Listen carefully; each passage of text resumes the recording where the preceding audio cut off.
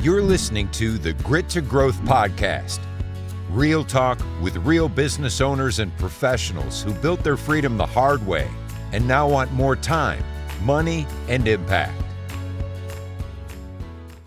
Hello and welcome back to the show, everyone. I'm your host, Levi with Mailbox Money, and my guest today is Jill Janecke, founder of Rising Hope Counseling, a motivational speaker who has spent more than a decade helping people work through trauma, stress, and the parts of life that don't always get talked about out loud. Jill, thanks for joining us today. Yes, thank you so much for having me. Yes, it's an honor to have you on the show and to give people some background on yourself and your business. So why don't we start there? What is kind of your personal background? Yeah, I grew up in Southwest Minnesota on a farm. So I grew up learning how to grit and grind from the beginning on a hog farm, feedlot, and grain. So I started there and I went to SDSU to begin an adventure in nursing and realized really quick that my dream since I was 16 years old was to help people due to living in a rural area and not having services nearby. That's really my passion probably started was on the farm back then. And so I knew I always wanted to do that. And I started out in a different field, but quickly learned that my passion was real. And so I attended SDSU and got my master's there. And then I journeyed to Redfield to work at the developmental center and, by Aberdeen. And so met amazing people there, some great foundational work for what I did do later in my private practice as far as techniques and theories. And my family and I decided to moved to Pierre in 2000 at the end of 2012. We each knew one person and we made our stop here. Obviously it was meant to be because our life has kind of grown since then in ways of great blessings and helping other people. So it's been a true blessing. And so I've been open as a private practice in Pierre since 2013. Wow. Yeah. So more than a decade long. Talk me through moving to Pierre. What was the initial reason for moving to Pierre? Did it just seem like the spot to be, or you said you knew one person? Did they convince you to move there? Yeah, I mean, it was a bit that you knew that the mental health need was needed in the Pierre Central area because, again, a lot of people like to move to Sioux Falls, Rapid City, or anywhere along the interstate, right? And so we were drawn here. Obviously, we're hunting and fishing was actually, a great benefit for my husband and I. So we came here and it actually was very wonderful. Like I said, it was definitely a need for my expertise. And my husband became working in the emergency personnel too. So it was just a great fit for us at that time. Awesome. Before we get into you forming your own private practice and starting out there, I'd love to hear growing up on the farm, what was your favorite and least favorite chore that you had to do? Okay, so I literally started feeding hogs when I was like 5 years old. So I had to carry it with like an ice cream bucket because I was too small to carry a 5-gallon pail. And Fair so enough. we used to wean hogs and all of it, and all I remember being a little girl, like, here you go, Dad, because these things were so, probably like 15 pounds back then. They do it differently now, but yeah, farrow to Yep. finish. So there were a lot of interesting aspects about that, but I did love it. I loved out there. We went through a tornado in 85, which devastated our entire farm, but we were able to rebuild. And one thing that my dad did was he took the entryway of our house that was destroyed and made it into a playhouse. And that was really my beginning of my imagination of world and life and one of my favorite times on the farm. So in the end, I remember one of the greatest things that ever happened to me. I was probably in my 20s on an airplane, and I happened to sit by the vice president of Ford. And he said something, he kind of asked me, where I was from and, what I did. And he said something super cool, which was, if I ever meet somebody who grew up on a farm, I hire them immediately. And I've always taken that with me in my interview questions that I do now in my group practice is actually, what was your work ethic as a child? And I look for those situations where people grew up on a farm or, so it's super fun when you find people who are like, I grew up on a hog farm or a dairy farm, so knowing that aspects of that grit and grind from there. So yeah, a lot That's of fun great. memories on the farm. It was hard, but you know what? I try to replicate that for my kids these days. And the only thing I can do is, pick up, the dog's feces. So, but, so yeah. I love it. You got to teach them a Yep. little bit different, but same principles there. Yes, exactly. I love it. Okay, Jill, tell me about Rising Hope then at the start. What was that like starting out in Pierre? Were you the only practice in town? Tell me about things like that. Yeah, there were a few other amazing practices, but at that time there was no space for me, and I had applied to a job and did get hired right away. And so my husband actually is definitely he is a risk taker, and push yourself to the limits. And he just said, just start your own. And so I did, and I was so scared and fearful. And he just like, have one person.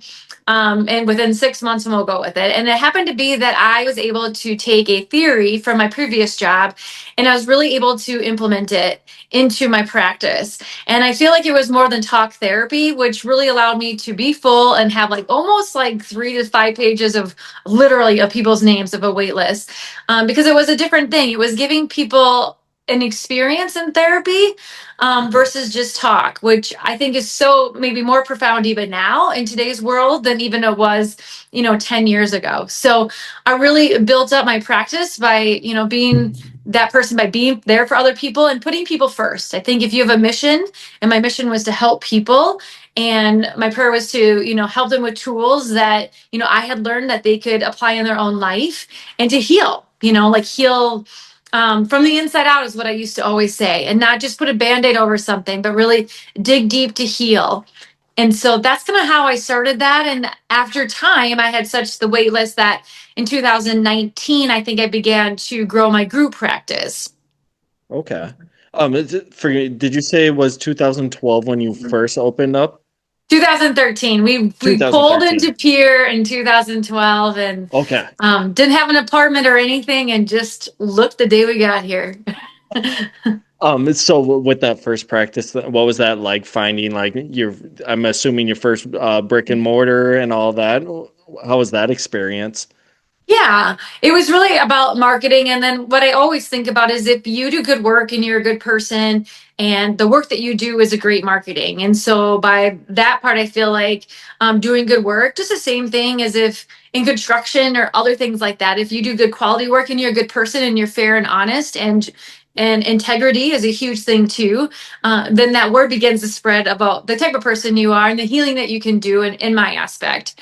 And so obviously there is definitely fear that goes into that. And I think over the years, I've learned that fear is become much more comfortable with that. Obviously, as our brain goes through certain situations, we begin to realize that we'll come out at the other side. And so it's okay to feel the fear and do it anyway, is what I used to say. That's a great lesson right there. So speaking of taking even more risks, now you said you were having a wait list, and now you guys have grown. I looked at your website. You're all over South Dakota, but you're also, I saw Minnesota, Iowa, and Nebraska, correct? Absolutely, yes. So what we had found is that a lot of times, just like me landing in Pierre, people always want to go to the bigger cities. Well, what about the people who want to serve their smaller communities? And a lot of times the outreach to those smaller communities, there isn't enough, help to go around, or there just isn't even anybody in that area. And so what I had found is that these people, live there and want the opportunity. They don't want to do the business aspect of it, which can be really hard. I used to remember when I was by myself before I had an amazing team of billing and admin. I used to always say Friday was Friday because I just didn't understand all the implications of insurances and all of that on the other side. Wearing all the hats that come along with being a business owner. Absolutely. So one of the most important things I learned too is delegating.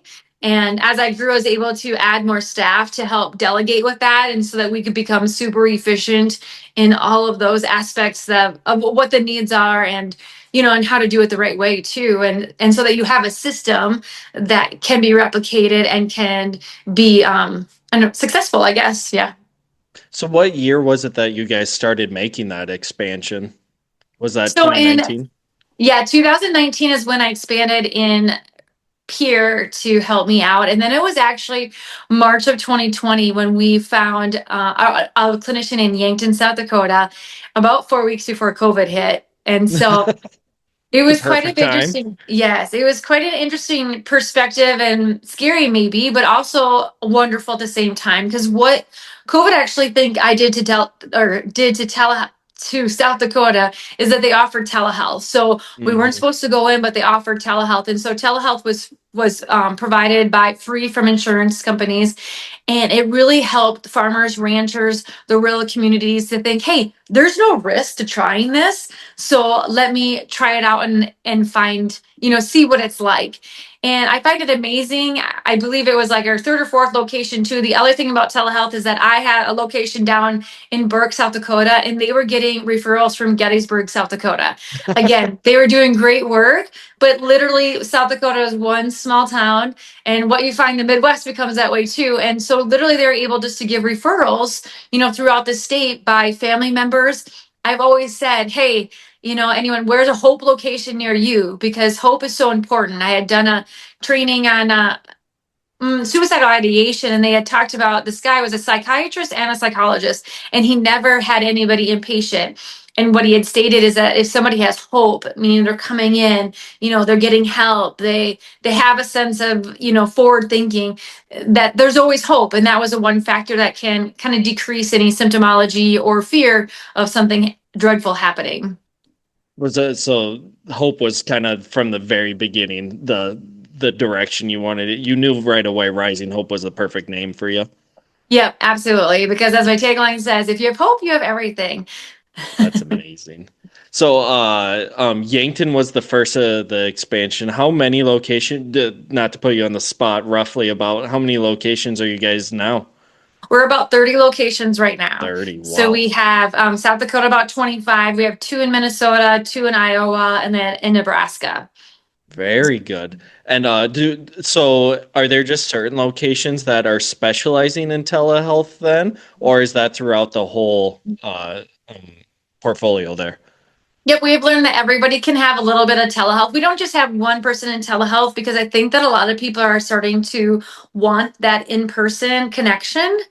Kind And of been that cycle, right? yes, absolutely. So, in the world that we kind of live in, having that in-person connection is very valuable to some people. And the other people with telehealth, it's valuable just to have maybe a barrier of a screen in between people to be vulnerable. And all both are great and wonderful, but I would say we are definitely a hybrid. So you've watched a lot of people walk through some really hard seasons. What have you kind of learned about human resilience from doing this kind of work? Absolutely. A lot of the resilience I think that comes through is really a lot of times what people are doing is focusing on the external world.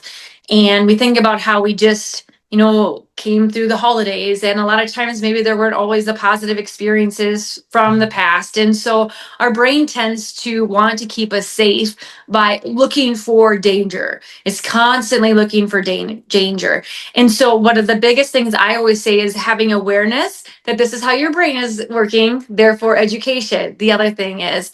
And so when we're aware that our brain is always on alert to look for danger, it sometimes gives us anxiety, makes our body react, even as there's no real danger there. And it's really trying to keep us safe. We want this for our kids so they don't run out in the street. However, a lot of times it's not very helpful. So I feel that a lot of people learning about awareness and understanding what their brain health and their brain, the organ that many people are scared to talk about, but one of Yep. the most important ones to talk about, is really doing a lot of us or a lot of things to maybe our mind and our thoughts.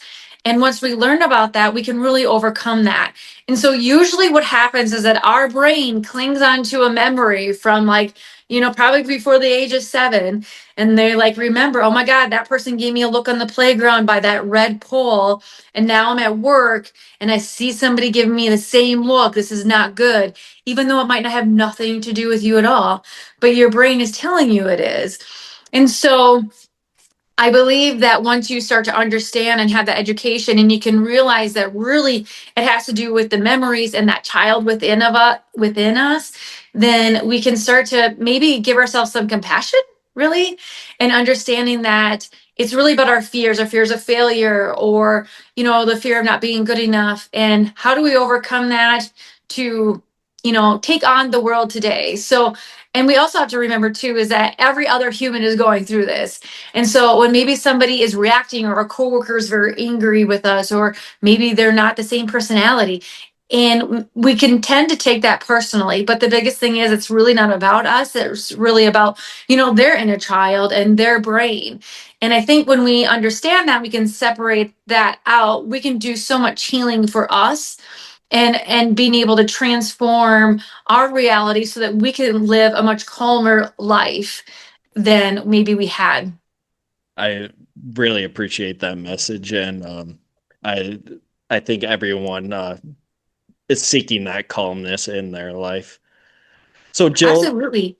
I was gonna A quick tip too, then, go ahead. if you have a lot of business people looking at this as an owner, as a supervisor too, that's so important to look at as far as like your staff too. So like if you have certain staff who have a belief of like, I need to be in control to be safe, or like I need to have this role to be good enough. When they're fighting for that, sometimes people might have different avenues of doing that, but it's for a reason, and for the understanding of what they're trying to achieve to fulfill that inner need themselves. And so I always think if supervisors and business owners understand the brain in that perspective too, they can understand each human and what their legacy is in their own business. Amazing. That's kind of along the lines what I was gonna say, kind of practical steps that someone might take, but I think reaching out to leadership and getting them to start understanding these things is a very powerful and kind of the next step in the business world to really elevate. Absolutely. So glad that you said that. And we were going in the same path then. I knew that would be a great message to a lot of your listeners. So, absolutely. I think that when we understand the brain as businesses and in the upcoming, and understanding people, it's going to be such a huge thing and a way for us to progress. And when we understand our people and we respect our people and what their need is, people are going to want to work for you, and then they're going to feel that joy, and then they're going to work harder. It's not always about money and things like that. The research says that makes people want to work. The science actually shows something different, but rather what their legacy is, what they bring to the company, and things like that. Besides doing the counseling and everything, you are a motivational speaker. Is there anything that you could share with us on that side of things? Yeah, I love to share just like I just talked about. I love talking about the brain and how it impacts, different roles in your personal life and as a business, and really just to help teach people about the brain for Rising Hope and we have like 85 clinicians right now. So really going out there and teaching about the brain to show that like I have amazing people who work for me. Like I've been blessed with great people. And the other thing is that we train them very well. So you can get high quality therapy in a little small town, which has always been my mission. Quality therapy. You don't have to travel to, a couple hours away to get somewhere. We got high quality, and teaching about the brain and different things that it does. And a lot of people are trained in EMDR, which is one of our specialties as well, is that really kind of looks at when the brain gets stuck on maybe the feeling, and getting that brain to communicate with logic and feeling to process that out so that they can live their best life as well. Would you mind breaking EMDR? You said I'm Yeah. assuming an acronym. What does that actually stand for? It's eye movement desensitization and reprocessing. Okay. So when you go to bed at night, you have REM sleep, right? Rapid eye movement. So you go to bed, and we always want to get into that deep sleep. Sleep is so important for adults. Think about a kid that doesn't get sleep. They cannot emotionally regulate the next day, right? Oh, I know that one. Right. But we never put it down as adults. We're just supposed to have it together. But the same thing is that we also need to emotionally regulate. So when we go into that deep sleep, our brain our eyes go back and forth, right? And what it's doing then, it's taking everything from the day and it's processing it from the right side of our brain to the left side of our brain so that it can organize it and compartmentalize it. I always say it's like a really messy closet. And after we do REM sleep, then it's like all the towels are folded and it looks perfect. That's how important REM sleep is, so that we can go through the next day and be able to regulate. And so what happens though is that a lot of times when we go through these moments in our childhood that create danger, so our brain holds on to it, because I'm never letting this go because that was really scary, right? Or like the tornado, high winds, right? Oh, I was scared of high winds for decades because that was very dangerous. I thought I was going to die. The walls were crashing in, right? So what we do though then is in EMDR is that we focus on that memory that's stuck, and we just get you to move your eyes, or we have different ways to stimulate your right and your left side of your body so that you can process that, and so that the brain can really digest the feelings and let go of it, so you're not triggered anymore from those events. That is really interesting. I Yeah. had never heard of that before, so thank you for breaking that down. Yeah. Jill, what for Rising Hope, is there anything kind of in the future, maybe immediate or a couple of years out, that you could share with us that you are hopeful for? Yes. Well, I always want to continue to grow and to provide our clinicians with the best environment and opportunities that they can, again, to build their own legacy. And so as we grow, there's always more opportunities for them to grow too. So that's my dream, is for them to do their legacy. That might be somebody just wanting to be able to pick up their kids from school, and somebody else might be a leadership. We also want to kind of help lead into the other states of rural areas to be able to focus on other states that maybe have the same thing, where a larger city is further away, and how to help them to become the transformers in their own communities. Because I always say, we help the person in our office, but that we heal them, that can heal families, and ultimately that can heal communities as well, just from that one person. It's really beautiful.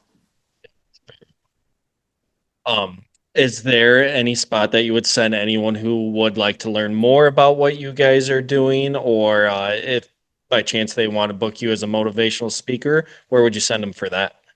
Yeah, absolutely. What you would do is just go to risinghope.com, and that has all of our locations and all of our options or emails right there, that just for easy contact on our amazing website. Yes, that we can see our big team. It's great. Great. Well, Jill, I really appreciate you taking the time and sharing your story and Rising Hope's story. I think it's very important for people to get out of that fear brain, like you mentioned, and start living with a hopeful brain. So thank you. Yes. Ooh, I love that. Might take that one. There you go. I'm glad I could provide some value to you. So thank you again, and thanks everyone for listening. We will see you guys on the next one. Thank you. Know someone with serious grit and a great growth story? Send them our way at grittogrowthpodcast.com/guest.